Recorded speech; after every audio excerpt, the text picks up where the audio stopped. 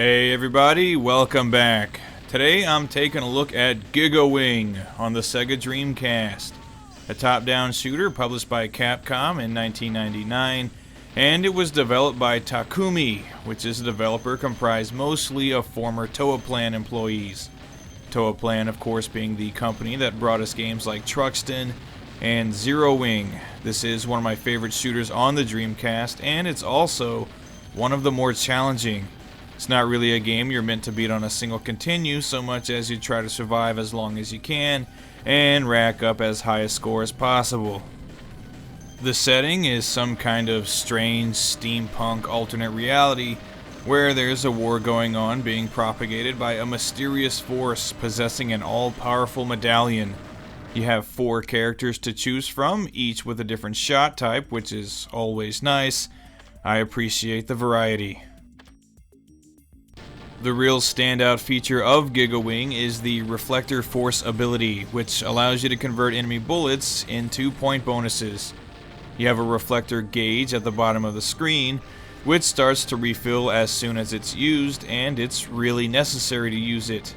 This is a pretty merciless shooter. The trick is using the Reflector Force at the appropriate time and getting the biggest points possible and not leaving yourself without it when you really need it. This really does set Giga Wing apart from other shooters on the system because aside from this, it plays like more or less any other bullet hell style shooter, albeit a very good one. You periodically collect power-ups to increase your shot power, and you have a stock of bombs that'll clear all of the bullets from the screen and deal a ton of damage to enemies. Every level ends with an epic boss battle against a very elaborate and screen-filling boss that populates the screen with an inordinate amount of bullets. Overall, this is a very challenging and fun shooter that's made just that much more fun by the Reflector Force ability and the insane scores that come as a result.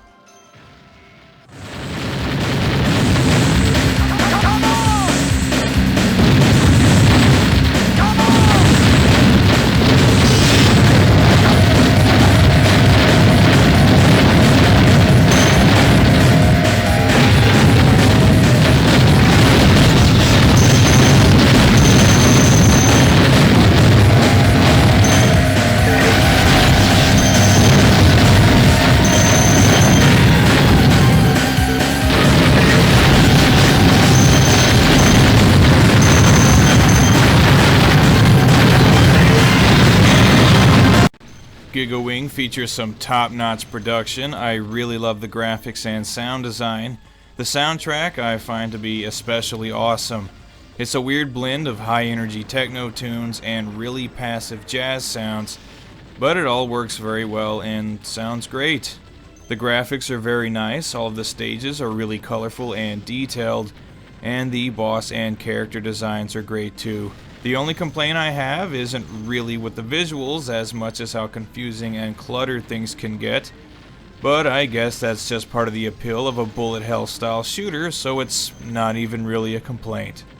So this is a fantastic game that I can easily recommend, especially to shooter fans and specifically to fans of bullet hell and or Toaplan games. Unfortunately, this is a pretty expensive game online, so it's really up to you and your budget. The sequel, also on the Dreamcast, is just as good and just as expensive, unfortunately, but if you come across either one and you can spare a small fortune, then I definitely recommend picking them up. They're a little slice of shooter heaven. Or hell. Depends on how you look at it, I guess.